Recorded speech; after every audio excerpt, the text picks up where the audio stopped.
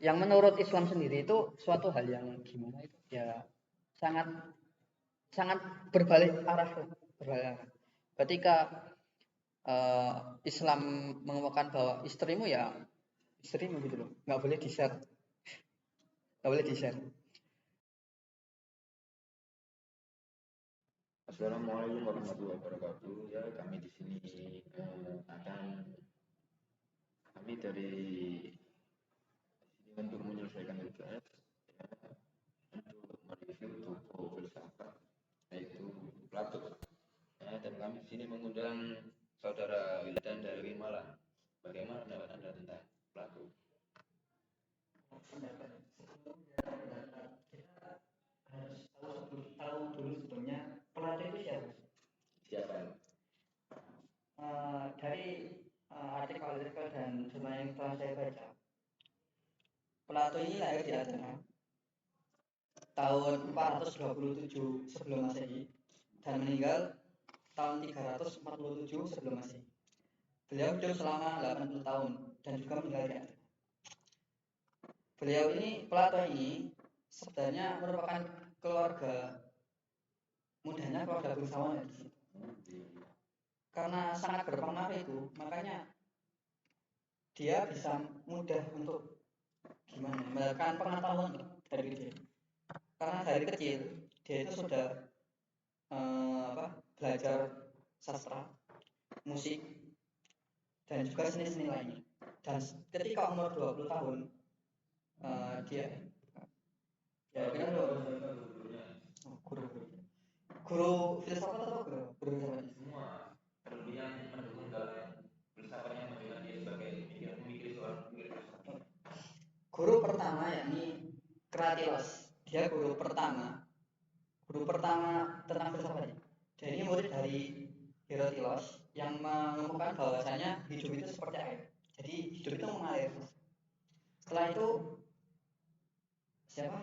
Sokrates. Nah, Sokrates ini merupakan guru yang paling berpengaruh bagi Plato karena ajaran-ajarannya yang menurutnya mungkin masuk akal. Dan waktu ini ketika inilah dan ketika itu kan Athena waktu itu gimana ya, banyak pergantian ke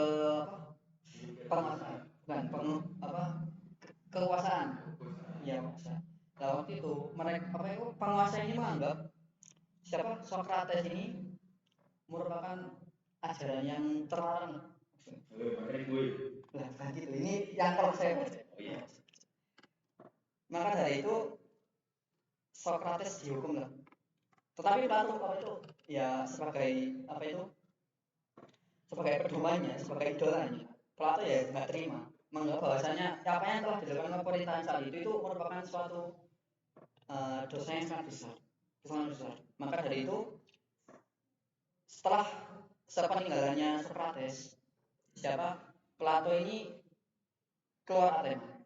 Yang pertama menuju Megara. Di sana seorang filsuf ya yang mengajar di sana. Setelah itu pergi ke Italia. Setelah Italia pergi ke Pulau Siracia atau Siracusa, ya kerajaan Siracusa. Di sana ketika itu kerajaan Siracusa itu dipimpin oleh seorang tiran yang bernama Dionysius ya. Setelah itu Plato ini diajak untuk tinggal di sana bersama oleh Dionysius. Di sana Plato bertemu dengan iparnya Dionysius yang bernama Dion. Setelah berapa lama menjadi sahabat karib, Dion ini memiliki pemikiran atau memiliki ide untuk menyebarkan ajaran Plato ini di kerajaan itu. Setelah bicara mengajarkan lagi Plato kepada Dionysius. Tetapi karena ajarannya yang menurut Dionysius ini hambar atau jemu tentang pemikirannya Plato keluar dari Dionysius menuju Athena kembali. Setelah itu, setelah beberapa waktu ada panggilan lagi dari Dionysus sana. Waktu itu ada kabar bahwasanya Dionysus itu sudah meninggal dan digantikan oleh Dion penanya, namanya Dionysus II, nama kekaisarannya harusnya. Setelah itu diundang lagi kembali Plato, suruh mengajarkan pemikirannya di kerajaan. Tapi karena banyak yang jemu juga tentang pelajaran Plato ini, pengajaran Plato, tertimbullah di sana fitnah di kerajaan itu, sehingga ada yang beberapa mengatakan Plato ini dijual sebagai budak. Ada juga yang kembali ke Athena. Lalu Dion ini yang membawa Plato itu dibuang, diasingkan. Nah, menurut yang dijual sebagai budak ini, Plato memiliki beberapa murid yang membebaskan dari perbudakan dengan cara pembeliannya. Setelah itu murid-murid yang lain itu beriuran buat ganti apa, uangnya satu murid ini, tapi satu murid ini yang membebaskan Plato itu nggak mau menerima uangnya. Maka dari itu murid-murid ini membelikan tanah di suatu daerah di Athena, dan itu menjadi akademia menjadi akademi yang dipimpin oleh Plato. Di situ tertulis di bawah Plato akademi itu, orang yang tidak tahu matematika dilarang masuk. Orang yang tidak tahu matematika dilarang masuk. Ya, setelah 20 tahun mengajar di akademia, dapat panggilan lagi dari Dion. Tapi karena setelah beberapa pengalaman yang lalu sudah 2 kali ditolak dan bahkan pernah dijual sebagai budak, nolak Plato nolak. Maka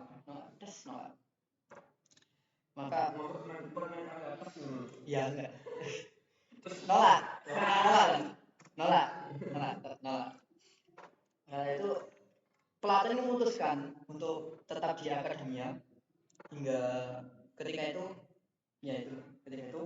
Athena, karena banyaknya pergantian pemimpin yang tiran pastinya di waktu itu, hancur Athena itu karena faktor internal dan juga faktor eksternal. Jadi ketika itu Athena sedang berperang dengan Sparta.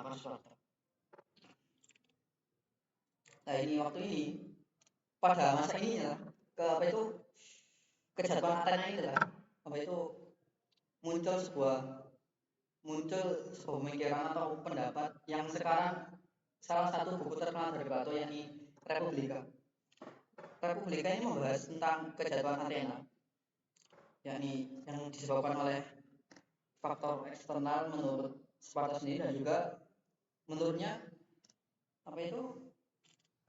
keturunan Athena sendiri itu disebabkan oleh pemerintahannya sendiri yang sangat tidak gitulah. Menurut Plato, untuk bernegara harus berdasarkan kebajikan. Artinya seorang yang ingin bernegara atau seorang yang ingin memimpin itu harus mempunyai ilmu pengetahuan. Saat ini juga karena menurutnya seorang yang tidak negara yang tidak menurutnya berdasarkan kebajikan itu tidak menimbulkan tidak bisa dianggap negara bagi Plato. Dan di sinilah juga dia mengemukakan suatu pendapat anti individualisme yang biasa disebut nihilisme. Itu mengemukakan bahwasanya tidak boleh mematenkan yang menurut Islam sendiri itu suatu hartanya sendiri, sangat berbalik arah. Ketika Islam mengemukakan bahwa istrimu gitu loh, nggak boleh di-share. nggak boleh di-share. Dan menurut Plato itu nggak boleh mengklaim istri itu. Dan ini menurut saya menjadi dasar siapa yang sekarang ini menjadi negara sosialisme. Tahu kan?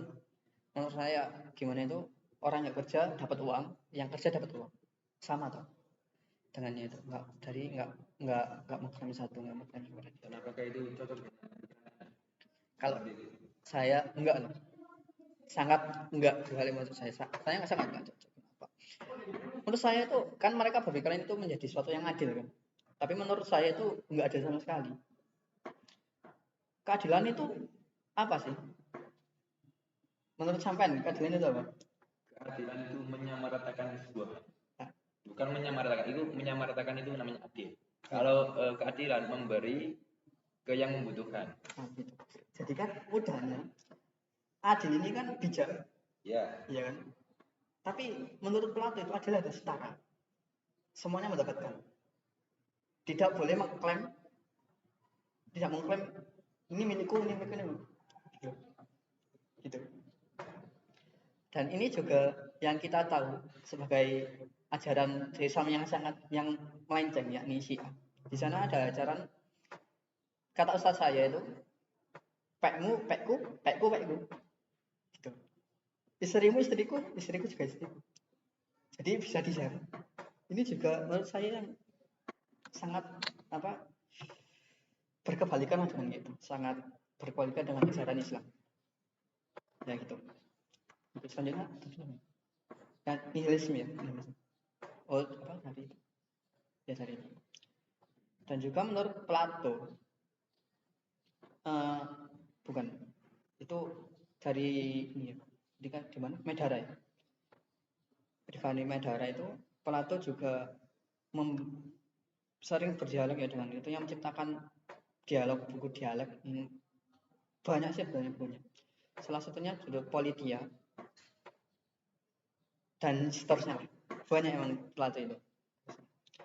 Selanjutnya pemikiran Plato. Dasar dari pikiran Plato yakni pengembangan dari pemikiran Socrates yang saat itu pengertian dan mengembangkannya berdasarkan ide keadaan sebenarnya. Ide bukanlah merupakan menurut Plato bukanlah suatu perkiraan, melainkan suatu realita ya. Gitu.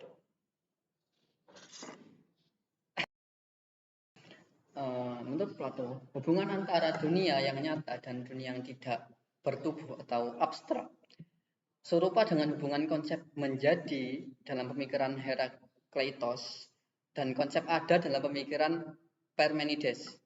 Idea menjadi dasar bagi yang ada. Dunia atas idea menguasai kenyataan dalam dunia yang lahir, yang timbul, dan yang lenyap.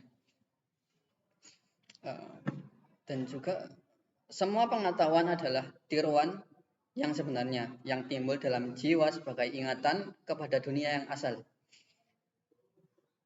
Di sini jiwa sebagai penghubung antara dunia idea dan dunia yang bertubuh. Segala pengetahuan adalah bentuk dari ingatan, atau mudahnya mencari pengetahuan dari pengetahuan. Gitu. Jadi mencari suatu pengetahuan dari sesuatu yang sudah ada.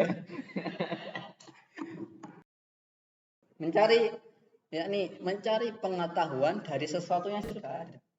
Misalnya pohon itu apa? Pengetahuan dari pohon itu apa saja yang diambil dari pohon. Ya, pengertian dari pohon, apa itu pohon dan apa saja manfaat yang bisa kita ambil dari pohonnya, misalnya. Setelah itu ada pendapat Plato, yakni berupa etika Plato. Sama dengan Socrates yang juga bersifat intelektual dan rasional. Dasar ajarannya adalah mencapai budi baik. Budi adalah tahu. Oleh karena itu, orang yang berpengetahuan dengan sendirinya berbudi baik.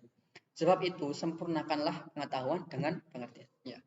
Mungkin cuma itu saja. Kalau misalnya diteruskan atau dibahas sampai akhir mungkin terlalu lama ya, karena Plato ini salah satu filsuf yang terkenal, ya pembaharu terkenal. Karena ajaran-ajarannya itu sampai sekarang masih dipakai. Misalnya, ya seperti yang tadi saya bahas. Oh gitu.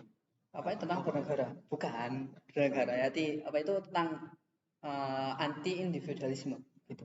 Kan itu dipakai oleh salah satu, mungkin dipakai oleh sebuah negara yang sosial, yang bersosialisme gitu. Ya mungkin itu saja.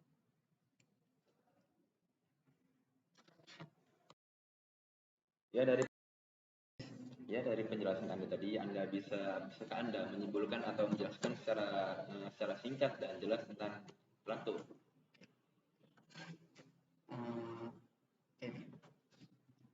Plato merupakan tokoh filsafat pada zaman Yunani kuno yang mempunyai kedudukan istimewa sebagai seorang filsuf. Ya, filsuf. Ia pandai menyatukan puisi dalam ajarannya. Menurut Plato, negara ideal itulah negara yang mempunyai prinsip kebajikan. Plato juga beranggapan bahwa dunia ini tercipta karena saling ketergantungan antara manusia yang menghuni bumi ini dan manusia diciptakan dengan bakat dan kemampuan yang tidak setara, tidak sama. Maka dari itu, manusia hidup di dunia ini saling membutuhkan. Karena manusia bukanlah makhluk individu yang tidak bisa hidup sendiri. Dari Plato, kita bisa belajar filsafat hidup yang sebenarnya dan selalu membutuhkan ide-ide baru. Ya, kalau sudah, bagaimana saya ingin bertanya tentang pendapat Anda tentang Plato, pendapat tentang filosofisnya. Bagaimana pendapat Anda? Kalau di pendapat, karena kita sebagai seorang Islam, saya kurang setuju tentang, menurut saya Plato ini memang suatu orang yang sangat hebat karena bisa berpikir dengan sebegitu luasnya tentang dia, tahu tentang banyak kan judul-judulnya, buku-bukunya tentang republik, tentang politik, tentang manusia, tentang akal, banyak. Tapi menurut saya tidak setuju dengan pendapatnya tadi yang anti individualisme, yang nihilisme. Karena karena kita seorang muslim, karena kita mukmin, ada sesuatu yang tidak bisa kita terima dari itu, yakni tidak adanya individualisme atau mudahnya toleransi yang terlalu berlebihan gitu kan. Menurut seseorang, ketika orang bertoleransi secara berlebihan, maka orang ini tidak punya pendirian, tidak punya pegangan untuk hidup. Karena kita seorang muslim itu punya pegangan, punya pendirian, yakni Al-Quran dan Hadis, punya idola yakni Nabi Muhammad, dan mengajarkan banyak dari tentang ilmu itu. Ya, untuk sebenarnya saya setuju untuk beberapa hal, tapi tidak setuju untuk beberapa hal, terutama yang tadi pendapatnya tentang anti individualisme. Mungkin ya itu saja. Ya. Ya, terima kasih atas penjelasannya Mas Juldan. Semoga bermanfaat. Ya, kalau kamu kalau ada yang